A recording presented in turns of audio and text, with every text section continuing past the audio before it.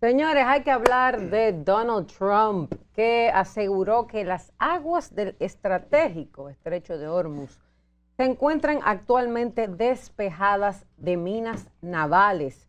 Emitió, cuando dijo esto, una enérgica advertencia al régimen de Irán contra cualquier intento de volver a sembrar artefactos explosivos en este crucial corredor marítimo del comercio petrolero mundial. Ustedes saben que el Estrecho de Hormuz ha sido protagonista en todo este conflicto que hay entre Estados Unidos, Irán y demás hierbas aromáticas. Dice Trump que las medidas de vigilancia y disuasión que se han desplegado en esa zona han neutralizado las amenazas inmediatas contra la navegación comercial internacional. Pero, señores, además de esto, dijo que las autoridades de Teherán que una eventual reactivación de acciones de sabotaje o colocación de minas en el estrecho acarrearía consecuencias militares directas y severas por parte de Washington y sus aliados.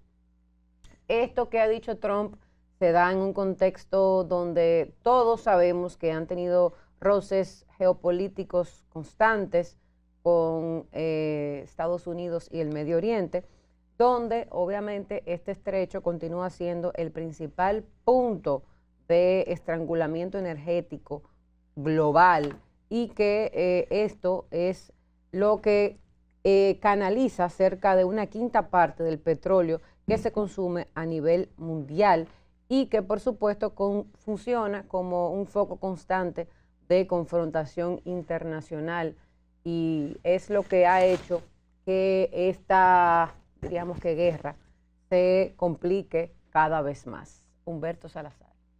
Pues la guerra es el lugar o el espacio donde la verdad no existe y la mentira tampoco. Todo siempre depende del lugar donde se mire y la forma en que se miren las cosas. Creo que si hay minas o no, eso se va a probar por la cantidad de barcos que puedan salir de este lugar en los próximos días.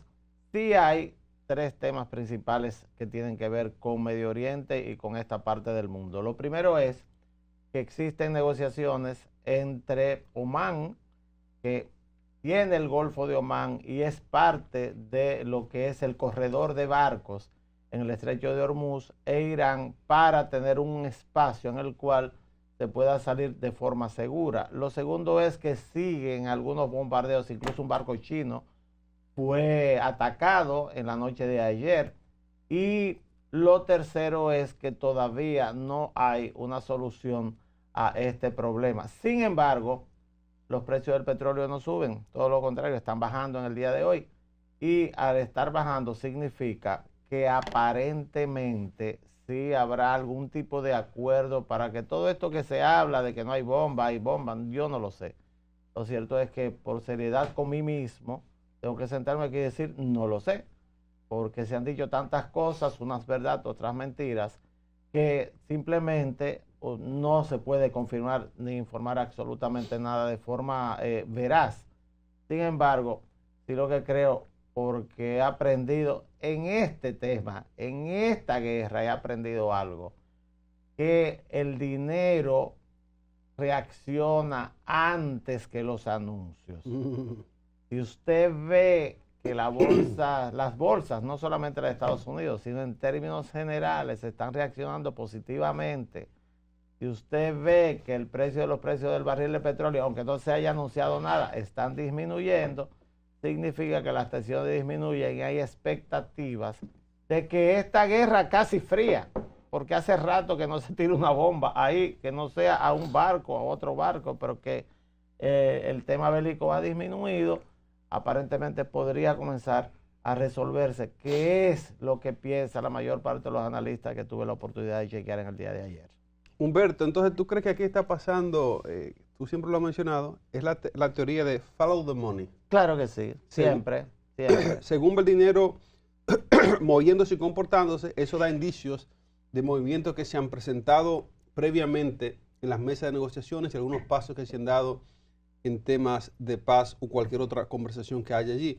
Creo que Alba tiene algo que decir, que me está mirando muy atentamente, así es que... No, te estoy prestando Bueno, atención. pues entonces yo concluyo diciendo que el estrecho de Hormuz, como todos sabemos, ha sido una piedra en el zapato de la economía norteamericana, y eso nos incluye a nosotros porque somos el patio, decía yo ayer, antes de ayer, que no es el trasero, sino un patio casi interno de Estados Unidos.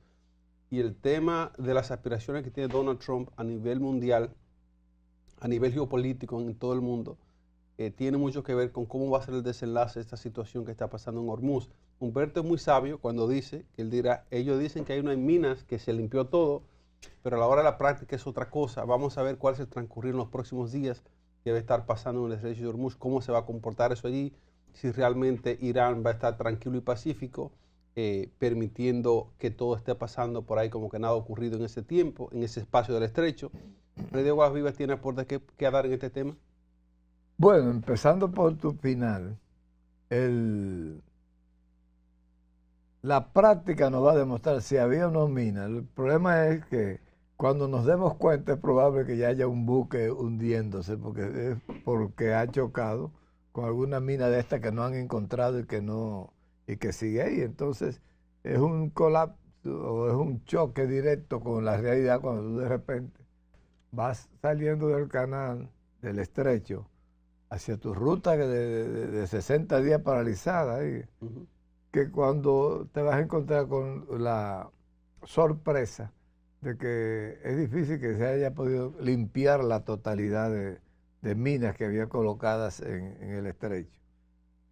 Las navegaciones de estos tiempos se hacen con muchísima tecnología y entonces es muy probable que cualquiera de esos buques tenga instalados los sistemas que permiten evitar la colisión con una mina, porque ya hay detectores de mina, hay software que te le dan seguimiento y saben si hay o no hay y a qué profundidad están. Ahora, ¿cuál es el gran problemita que yo veo en darle seguimiento a esta? Primero, las campañas, las estrategias de comunicación para la maldad, para la mentira, para la falsedad, son tan poderosas que a veces tú dices, bueno, pero ¿en quién confío? Como dice el Salmo 91, mi Dios en quien confío. Porque cuando se produce la agresión de Estados Unidos y se ha planteado como una, lo plantean los norteamericanos como una victoria, resulta ser que todos los indicios presentan a un Estados Unidos perdiendo la guerra, desesperado por inventarse todo este tipo de estratagemas de disuasión y de dispersión de la información para que nosotros creamos que la guerra está en un estatus, en un nivel, en un estancamiento. Sin embargo, la guerra hasta la fecha la ha perdido los Estados Unidos de América, y entonces este paso conviene a todos. Eliminar las minas conviene a todos los sectores, inclusive porque lo que no dice Donald Trump es que si se han eliminado las minas, se han eliminado porque Irán quiere. ¿Por qué si Irán quiere? Quien tiene un mapa colocado, quien coloca las minas, va dejando una especie de detector, ¿verdad? De sensor que te va ubicando. Entonces, quienes saben dónde estaban todas esas minas es Irán, no Estados Unidos. Estados Unidos no puso una bomba ahí. Sí. Una no puso. Todo lo puso Irán. Entonces, quien puede decir si ya está libre de minas, si ya se puede transitar, es Irán, y es la parte que más preocupa. Ahora, lo más que preocupa en este caso es la posibilidad de que alguno de las partes se desespere y lance la primera piedra.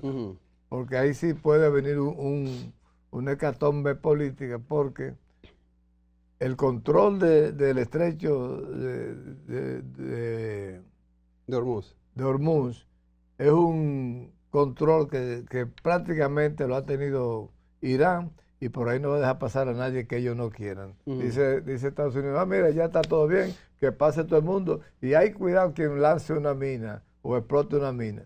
no pueden hacer nada. Mira qué pasa, Freddy. Hay una publicación que tengo justamente abierta ahora de Al Jazeera que habla de cómo la gente, los navegantes, se sienten en relación a esta noticia. Por ejemplo, dicen que esos buques pasando por Hormuz, esos contenedores, dicen que si están más dispuestos a desafiar a Irán o a Estados Unidos. Hay una información que sale que hay buques que están pasando por allí que están cubriendo sus identidades, se están enmascarando, no lo están haciendo con el nombre, con el tag que llevan oficialmente. Correcto. Porque aún existe allí una ambigüedad entre si hay paz o no, si hay minas o no, o qué puede estar pasando a la gente que pasa por allí. El artículo está colocado en Al Jazeera. Bueno, esto está en inglés, pero entiendo que habrá una versión ya en español con esto de la tecnología. Y habla de cómo, aunque se ha dicho que está libre de minas, es la publicación que internacionalmente se ha compartido, es una declaración de Donald Trump que dice que todo el espacio donde navegan los barcos que pasan por allí está libre de minas, está demined, es lo que describen. Hay gente, la praxis de la gente que está pasando por allí, aún están tomando eso con pinzas, Humberto Salazar. Lo que ocurre es que Al Jazeera, por supuesto, es propaganda catarí. Y que propaganda catarí es simplemente parte de las agencias de propaganda que construyó toda esta estructura de comunicación precisamente para poner su visión de los hechos. Vuelvo y repito, yo no lo sé. Esperemos que el tema se haya solucionado. Ahora sí sé que los barcos hace rato que están saliendo de ahí. Eso sí lo sé. Y sé también que el número de barcos que salen por el estrecho de Hormuz es prácticamente igual al que salía antes de la guerra. Eso sí lo sé, porque es parte de lo que es el tema de noticias internacionales. Y sí sé que China es de lo que está protegiendo la salida de los barcos junto con Estados Unidos, con una base que tiene del otro lado del estrecho de Hormuz, la base más importante que tiene China fuera de su territorio. Eso también lo sé. ¿Por qué? Porque China depende en un 30% aproximadamente de la salida de petróleo de ese lugar del mundo, porque China no tiene petróleo.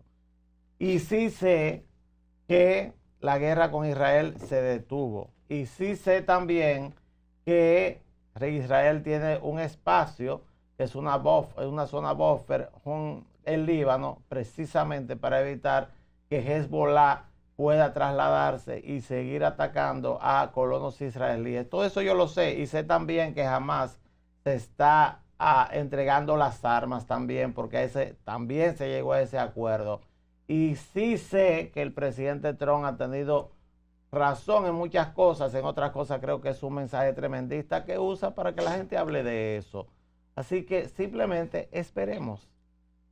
Creo que no va a volver la guerra como la vimos hace unos meses, y a quién ganó, quién perdió, eso es muy relativo en esta época.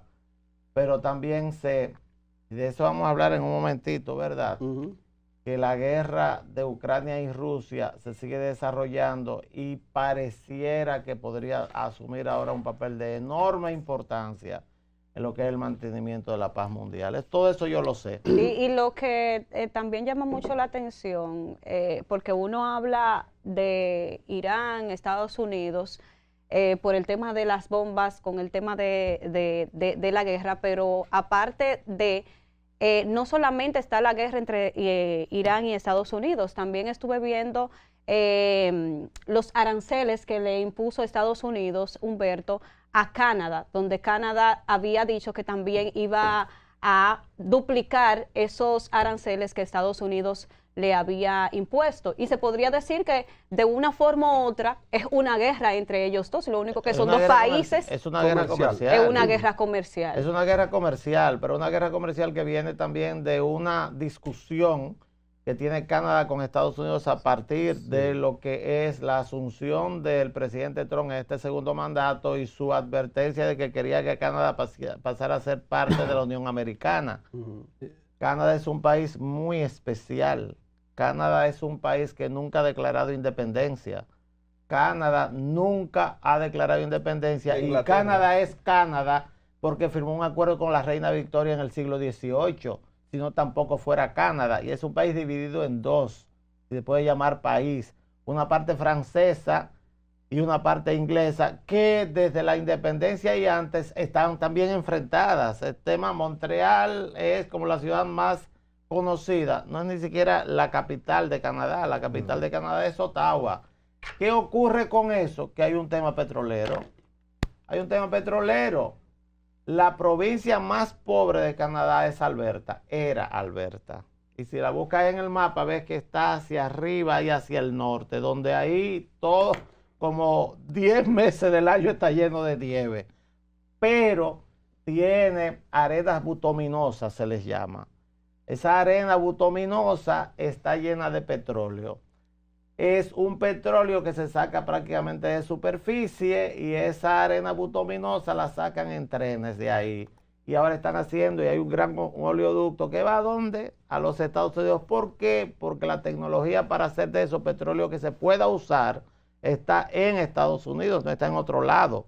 Entonces, el tema con Canadá es un tema muy, muy especial e interesante. Muy interesante. Es interesante porque Alberta podría ser, y ya está convocado un referéndum, la primera provincia canadiense. Canadá no tiene estados, son provincias, 10 provincias. La primera provincia canadiense en declararse independiente. Y si se declara independiente, podría quizás agregarse a la Unión Americana. ¿Ves? Es un tema interesantísimo. Un nombre tan feo puede convertirse en país. Por ejemplo, Alberta. Dios mío. ¿De dónde tú eres? Yo soy albertino. Pues ese, si se independiza, sería el 5º país mayor productor de petróleo del mundo. ¿Qué le parece? Ese de ahí, ese pedacito de ahí. Y estaban el otro día, hace unos años, pidiendo que Canadá le asignara fondos, porque también vive muy poca gente, ¿ves? O sea, es una situación muy especial. Humberto decía ayer, porque él es, como dice mi madre Humberto, cuando te ve, ella te ve mucho y dice, ese doctor sabe mucho. Pero tú sabes que el foco en todas las noticias internacionales es Estados Unidos, porque tiene problemas con todos los países. Claro. Porque también China les respondió que iba a actuar con represalia si por algún tema con Irán. O sea, si se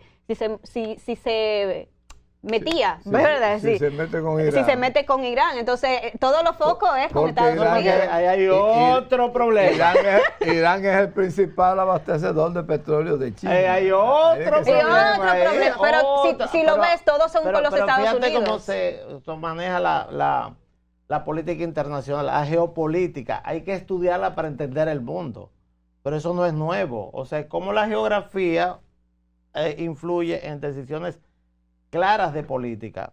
Dirán, el presidente Trump, me perdona, yo no estoy tampoco haciéndole propaganda al presidente Trump, que soy un admirador, no necesariamente del presidente Trump, porque ahí hay cerebros pensando esto que yo voy a decir. O sea, ahora se explica lo de Venezuela y se explica lo de Canadá. Estados Unidos es hoy por hoy el país número 1 en producción de petróleo del mundo. Hoy, la guerra del Golfo con Irán tumbó la producción de petróleo de Arabia Saudita y los países del Golfo, sobre todo Arabia Saudita, que también es el segundo mayor, que tiene la segunda mayor cantidad de petróleo guardado. ¿Qué ocurre con eso?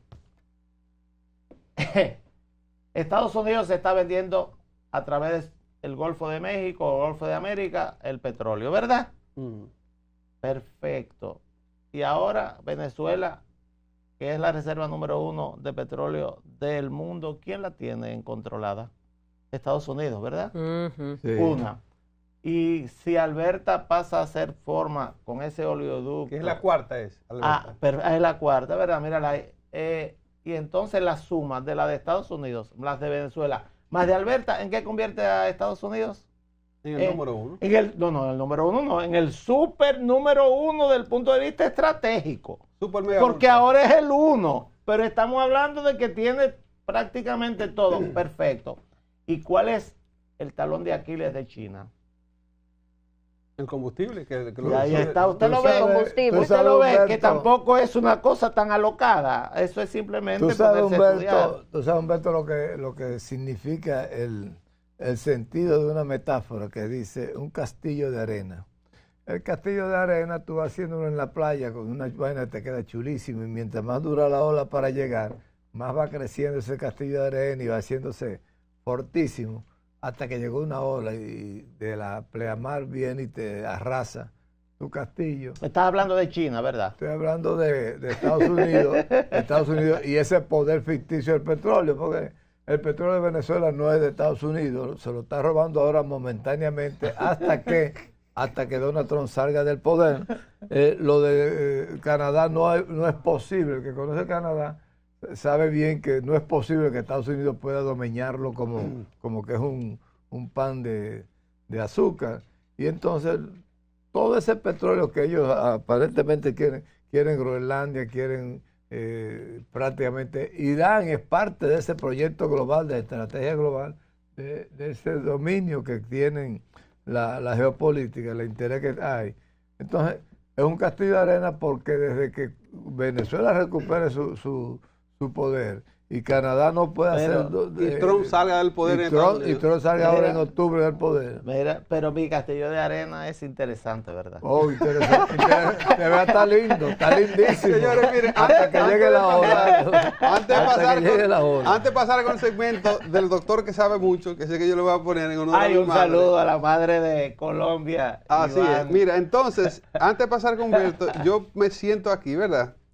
Y yo escucho con el poder de convencimiento que Humberto empieza a armar su castillo ahí. Y de la misma forma, Freddy viene con la misma intensidad a caerle a patadas ese castillo. No, porque ahí viene la canción de esta muchacha, hasta que llegaste tú. Exacto. Vi la vida con dolor. Exacto. Y construyó. Miren, entonces, castillos en el aire, tener estos dos... pleno sol.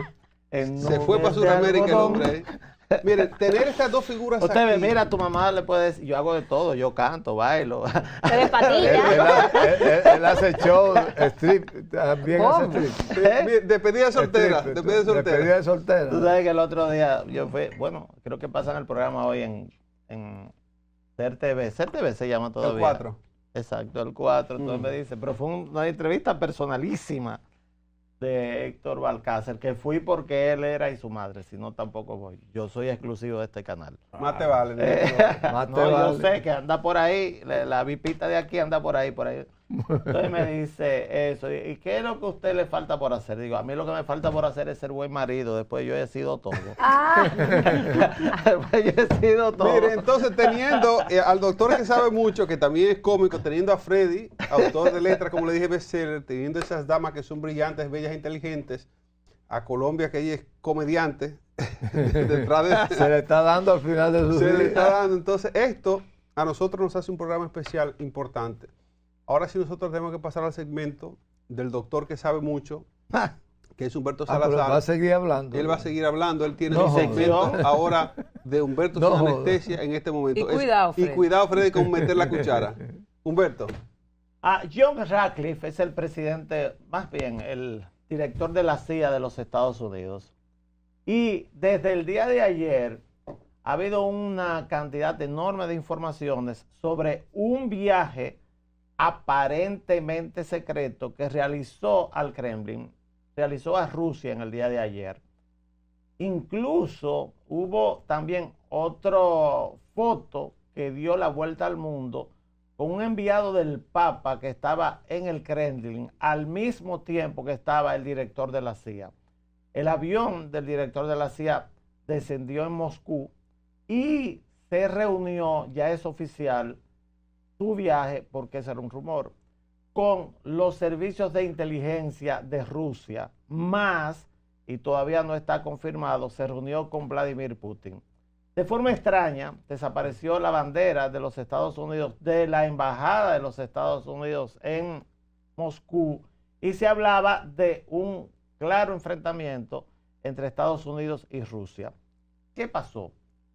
Ya al aclarar el día en Occidente, comienzan como también a aclararse algo las cosas, porque lo que se decía era que el director de la CIA fue a Moscú a decirle a los rusos, como lo había hecho antes, en otra administración, sabemos lo que estás pensando, mucho cuidado en meterte en eso. La advertencia a Vladimir Putin. Incluso se hablaba de que frente al estancamiento de la guerra en Ucrania, Putin estaba planteando atacar de algún modo a un país de la OTAN. Y el país de la OTAN de que se hablaba es el Reino Unido. Es Inglaterra, que ha recibido la visita de una cantidad de drones desde Moscú, que han llegado, Moscú o desde territorio ruso, que han llegado a territorio inglés en los últimos 15 días y sobre todo esto se ha acentuado en los últimos 3 días. Se habla incluso de que Putin está amenazando directamente a algunos países de Europa del Este para enviar soldados y extender la guerra a toda Europa de modo tal que Estados Unidos, que ahora está concentrado en una guerra en el Medio Oriente, tenga que trasladar parte de lo que es su material ofensivo hacia Europa, intentando evitar lo que sería la penetración de un ejército ruso que en muchos casos, sobre todo con algunos países de Europa del Este y también del norte de Europa, podrían enfrentar lo que sería un desastre militar frente a una evidente debilidad, frente a lo que es un ejército ruso que está reforzado, por supuesto, con la presencia que tiene una cantidad de armas nucleares. Eso es lo que se está jugando en el mundo. En el mundo no solamente se está jugando un papel de Estados Unidos, Rusia y China en lo que es una competencia mundial. La debilidad de Rusia es lo que se dice, podría traer algunas acciones bastante desesperadas como forma de Vladimir Putin evitar perder las próximas elecciones en Rusia y también el malestar que existe en Rusia en este momento por la muerte de más de 1.5 millones de jóvenes en una guerra que no acaba de terminar y que el nacionalismo la empujó hace ya casi 5 años y sin embargo todavía están perdiendo jóvenes y han tenido que buscar a soldados de otras nacionalidades como de Corea del Norte para el tema de este estancamiento. Hablamos de una situación bastante delicada desde el punto de vista militar en el mundo, no solamente en el Medio Oriente, no solamente con el Estado de Israel, pero también con un problema que podría desatarse en Europa. ¿Debemos pensar en una tercera guerra mundial? Alguna gente lo está diciendo. Y por eso el Papa en el día de ayer pidió que los países se tranquilicen, las cabezas calientes comiencen a enfriarse y evitar un conflicto de enormes proporciones para la humanidad. Es una nueva mañana.